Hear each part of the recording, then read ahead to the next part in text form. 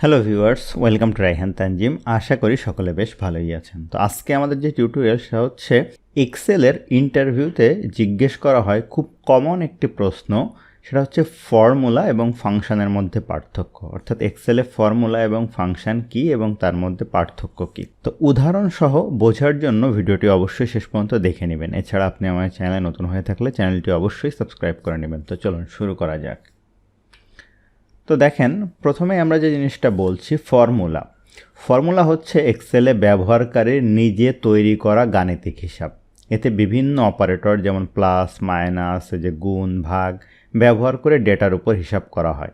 তাহলে ফর্মুলা হচ্ছে আপনি নিজে তৈরি করেন। যদি আমরা একটা উদাহরণ দেখি, দেখেন এই যে আমরা দুইটা সেল যোগ করতে চাই, তাহলে এইভাবে এ সেল যোগ বি সেল করলে যে যোগফল আসছে এটা আমরা ফর্মুলা ব্যবহার করে করছি।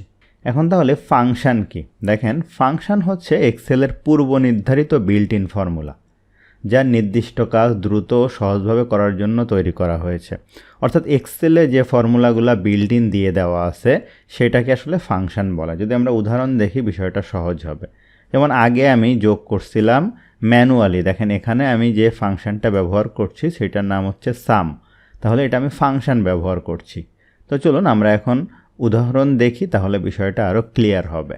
আমার কিন্তু Microsoft Excel, Word, PowerPoint, beginner to advance, paid, premium course আছে। সেই সম্পর্কে জানতে ভিডিওর ডেসক্রিপশন বা নিচে দেওয়া হোয়াটসঅ্যাপ নাম্বারে যোগাযোগ করতে পারেন। দেখেন আমার এখানে 3টা ভ্যালু আছে। এই ভ্যালুগুলা যদি আমি এখানে যোগ করতে চাই, তো যদি আমি এটা ফর্মুলা ব্যবহার করে করি তাহলে আমরা কিভাবে করব? আমি এখানে ইকুয়াল সাইন দিব, দিয়ে এই সেল সিলেক্ট করব, এখানে প্লাস সাইন দিব, এরপর এই সেল সিলেক্ট করব, প্লাস সাইন দিব, এই সেল সিলেক্ট করলে আমি এটা ইন্টার দিব। তাহলে এটা আমি ফর্মুলার মাধ্যমে যোগ করলাম, যেটা আমি ম্যানুয়ালি কিন্তু নিজেই লিখছি এই জিনিসগুলো।